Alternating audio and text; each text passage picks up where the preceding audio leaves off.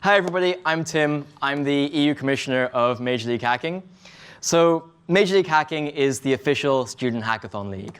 And we help organize over 150,000 student hackathons, which are attended by 50,000 people each year. My full-time job is to give you advice on how to organize your hackathon, to answer your questions, and to help solve your problems. So I'm going to tell you a story of a hackathon organizer who you're all probably familiar with. This organizer really, really sucked. Okay? He had no idea what he was doing when he started. And that hackathon organizer is me. This is the story of how I turned from an organizer noob to somebody who's helping organize over 100 hackathons across the world. So when I first went to university, I was pretty clueless. Okay? I like to think I'm a little bit better now, maybe not. But anyway, I somehow managed to become the president of our hackathon society at the University of Nottingham, which Joe started. And it was called HackSoc. And I felt pretty good about myself. But I had to organize a hackathon, and in reality, I was still totally clueless. Okay? I was terrified of doing a lot of things because I'd quite simply never done them before.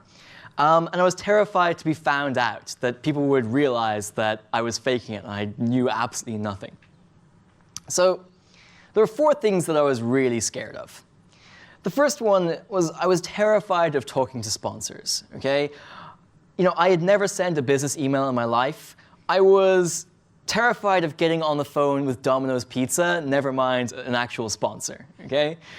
And I was even more scared of actually asking for their money. I was terrified that I would be on a sponsorship call and the sponsor would call me out and be like, "You don't know what you're talking about, do you?" And I was woefully unprepared to lead a team as well. But, you know, above all, I was terrified of paperwork.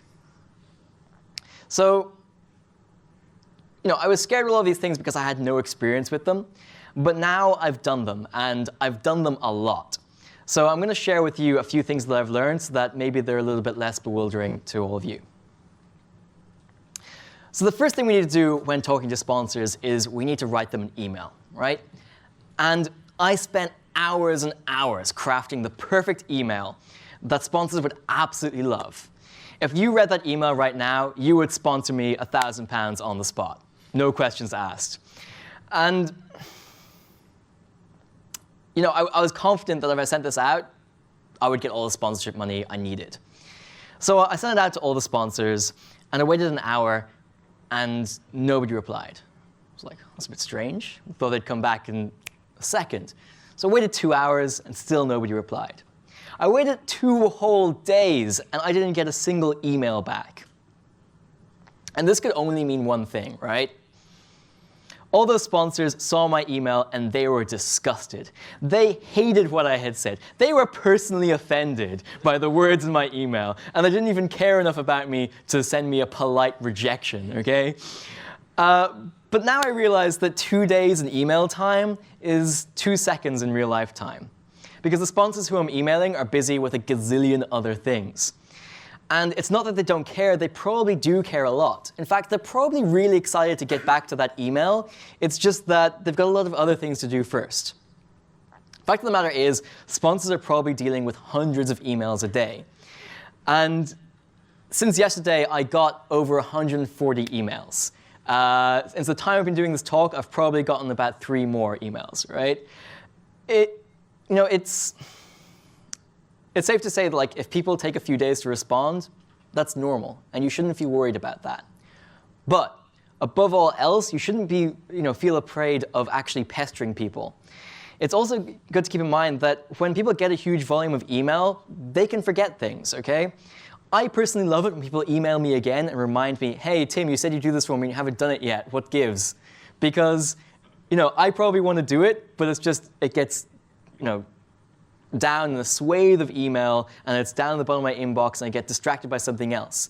So it's always good to remind people. So if you haven't heard back from a sponsor in a week, don't stress out. Send them another email and reach out again and say, "Hey, want to follow up with that." If you haven't heard back in another week, send them another email. okay? And keep going until you finally get to talk to them. And the goal of all these emails is to get on a phone call, okay? And I know what you're thinking. It sounds crazy to actually use your phone as a phone. But talking on the phone is a standard thing in business. And nobody will sponsor you without talking to you on the phone first. So phone calls are awesome for a few reasons. Firstly, you can find out right away if somebody will do something for you. It's instant. You instantly know. And secondly, like an email thread that might take 10 emails over 10 days, you can hash all that out in 10 minutes on the phone because you get a good feedback. You get question and answer, right?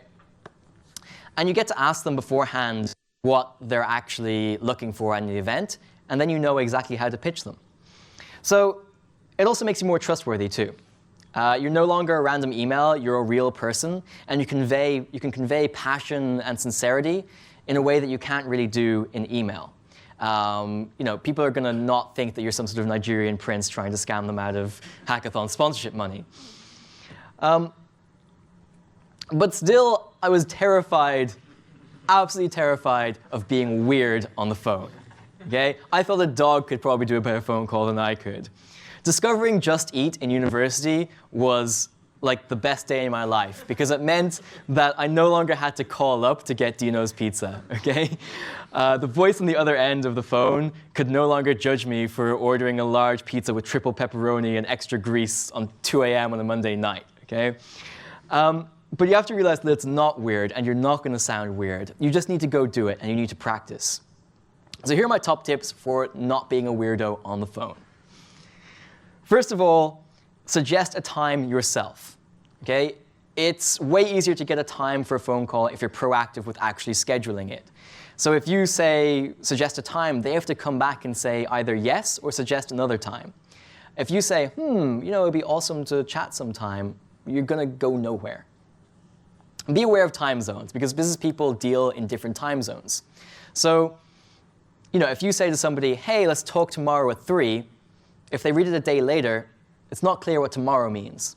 And if they're in New York on a business trip, it's not clear what 3 means either. So be precise.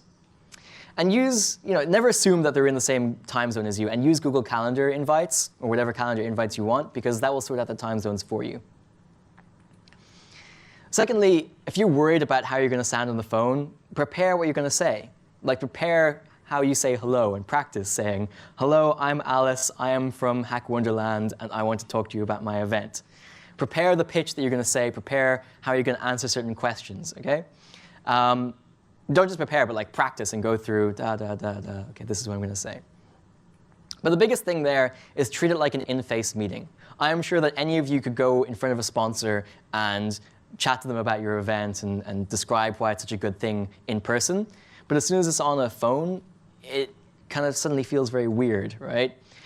But the fact of the matter is it isn't. And if you treat it like an in-person conversation, it's going to be way easier. And you can use Google Hangouts or Skype as well to actually make it kind of face-to-face. So good thing to keep in mind is there are a lot of great tips on how to deal with sponsors and how to deal with all this sort of stuff on guide.mlh.io. That's our hackathon organizer guide, which kind of outlines all the things you need to know in order to organize a hackathon.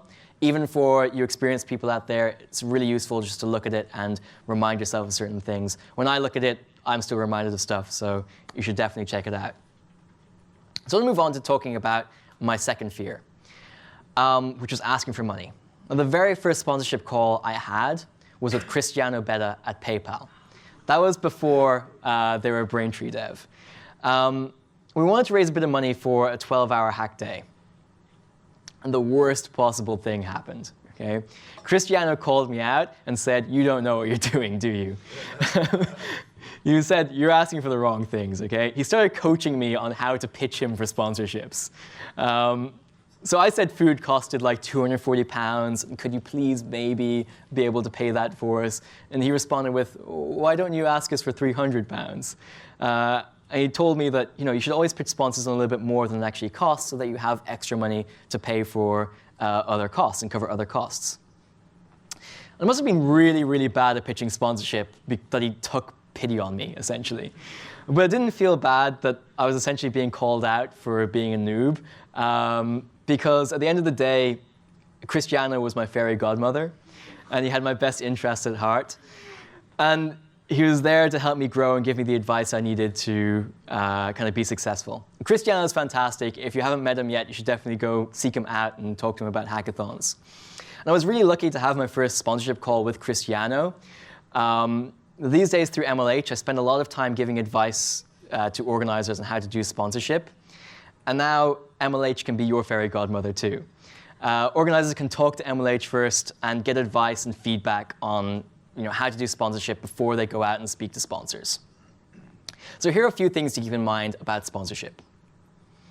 Firstly, if you're going to ask for money, you need to know how money works. Okay? The person you're talking to at a company either has a budget or they need to go and ask their superior for a budget to do something.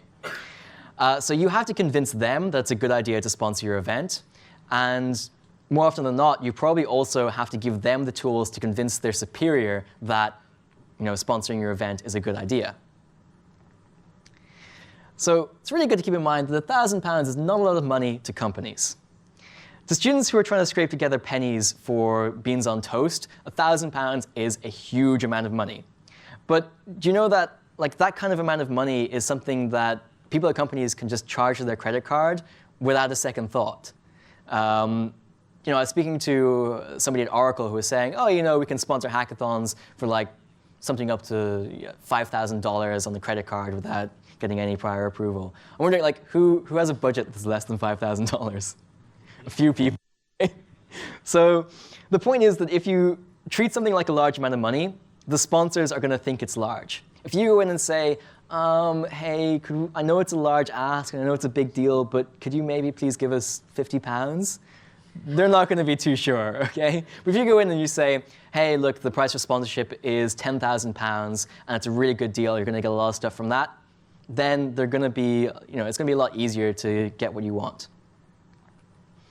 You also have to understand how company budgets work. So companies have an annual budget, and that budget is usually split up into quarters. Here's an example of the typical quarters for a UK company, but companies can decide their own budget. So every company might have a different kind of set of quarters. But the point is, first of all, it's really good to hit companies at the beginning of their quarter, because they've just gotten a new budget in, they have new money, and they're trying to think of ways to spend it. They're trying to use it on new things. They've got a lot of money to spend. But it's also good to hit them at the end of the quarter, because if they haven't spent all of their budget yet, they need to spend it very, very fast. Because if they don't spend their budget, they don't get a bigger budget next time. So if they've got extra money left over, they're looking to get rid of that quickly and offload it to different things. So it's best to hit at the start or the end of a quarter. And it's even better to hit at the start of Q1 or at the end of Q4. Start of Q1, they've got their new budget in, looking to spend. End of Q4, they might not have any budget left over, but they might have some of it left over that they need to get rid of really fast. But you need to remember that billing takes time, and it can take months for payments to go through. Be aware of the time frames involved, and make sure you ask how long the accounting will usually take. You shouldn't take money for granted until it's actually in your account. You might get sponsor money after the hackathon, and if you need that before to pay for something, then you can't rely on that money, right? So I want to move on to the problems I had leading a team. So in school, everybody always told me, Tim, you're a great leader. Of course I was a great leader. I was good at debating. I won the intramural hat competition for 3 years in a row.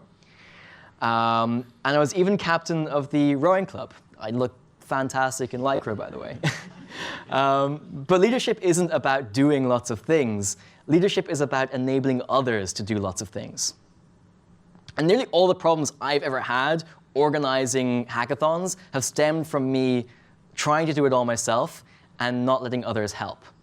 So here's some tips on how to be a good leader and on how to build a good team. So the first and most important thing is you need to communicate. You need to communicate to your team, and you need to make sure your team is communicating with each other.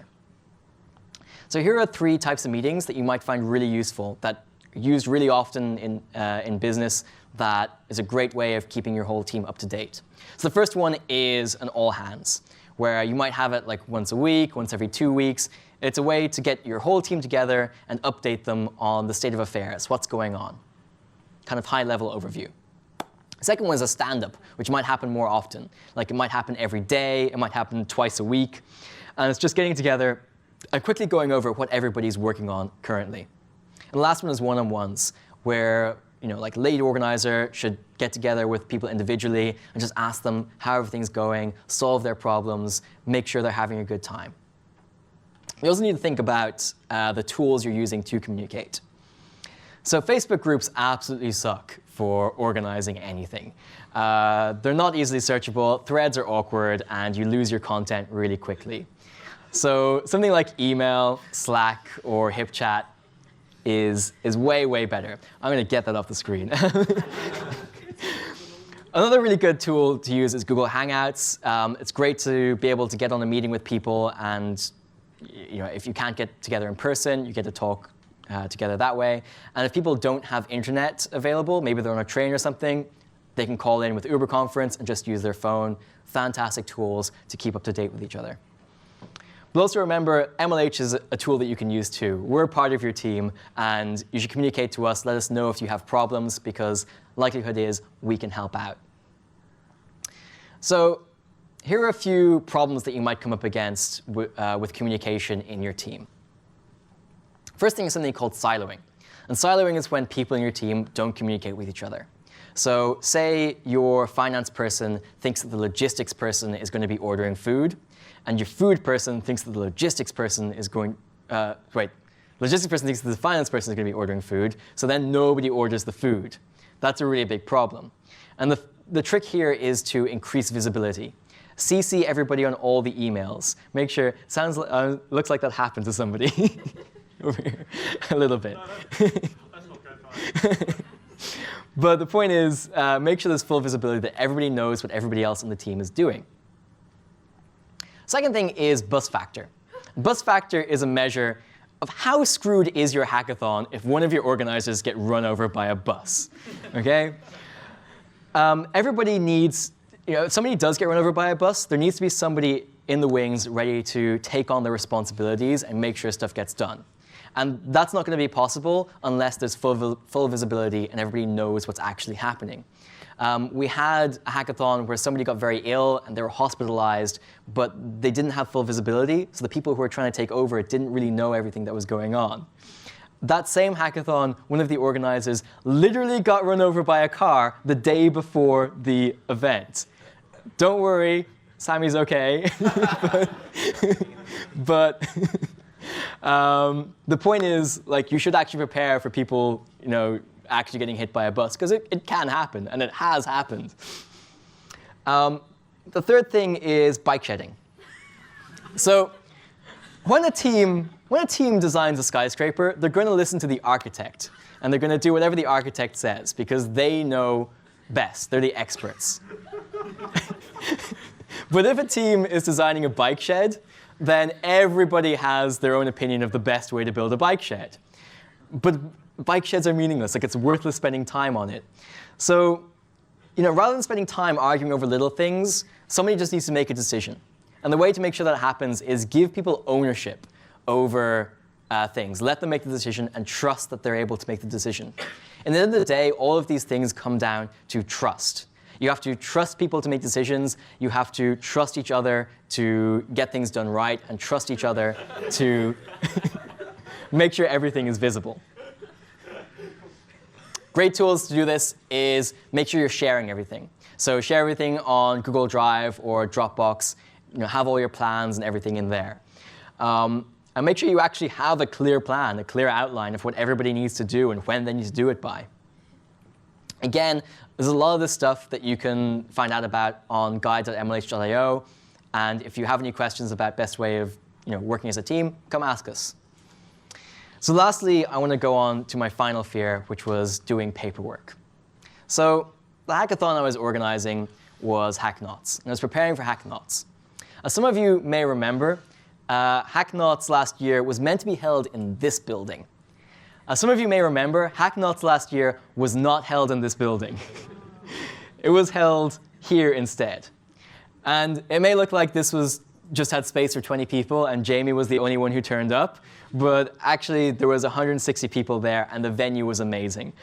In fact, the venue was better than the original venue we had planned. And we had some awesome mini events like cup stacking and werewolf, and Angus was scooting around the hallways like the BA Baracus of extension cords. And I think that's Sid pretending to be a rocket ship or something. But how did the venue change happen? So essentially, I didn't do the paperwork for the original venue properly. And our venue dropped out a day before the event. Luckily enough, we had a backup venue. That also dropped out, though. So a day before the event, with no venue, I was terrified. But I definitely had learned a few lessons very quickly. First of all, do the paperwork and do it really well. Don't half-ass the paperwork. Like dot the I's, cross the T's, do it like an expert.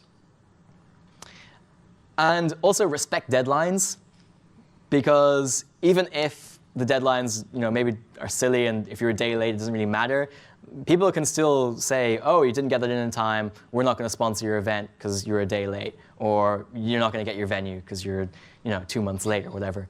But the biggest lesson is get help. The way I solved this problem was by getting help. I felt totally defeated. I had spent 2 days fighting to keep our venue, and I had failed. I was honestly ready to just give up. But when I got the bad news, I immediately got on the phone with Saif, got on the phone with Joe, got on the phone with Swift, and I was asking them, what should we do? And the whole HackSoc organizing team got together in one of the rooms in our university to kind of try and work on the problem. And when I walked into that room, I no longer felt broken. Everybody was so hopeful, and they were working so hard to find a solution that it was inspiring, and it inspired me to go with them and work on it with them. The atmosphere was buzzing. It was like a politician's room on election night. Everybody was phoning up saying, can we have this? Can we have that? And immediately I got to work with them, and we managed to work it out. And that's why having a good team is important. And that's why having advisors like MLH is important too, because when shit hits the fan, those people will keep you going. We also had a problem with LaunchHack, which was, hands up who was at LaunchHack? Awesome. We had a problem with LaunchHack. 2 weeks before the event, we found out that the under 18s couldn't stay here overnight. And we thought we'd agreed this on the phone, but on the phone, we probably weren't clear, and maybe we forgot to do it, or maybe we never actually asked. But the point is, you just don't know.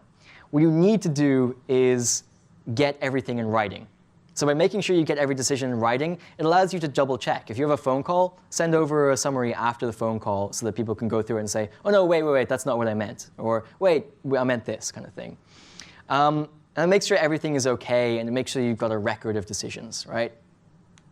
So, we've seen a lot of really bad things happen at MLH. We've seen everything go wrong. We've seen sponsors drop out, like headline sponsors drop out the day before an event, 30K down the hole, right? We've seen, venues drop out the day before the event. We've seen naked rugby teams, not willingly. But the fact is, collectively, we've seen everything which can go wrong. And that's why we're here to help, and you should use us. So my top tips of how to get over your fears and make sure you're organizing a good event are, firstly, don't be afraid of making phone calls. Okay? Secondly, understand how the money works. Thirdly, communicate within your team.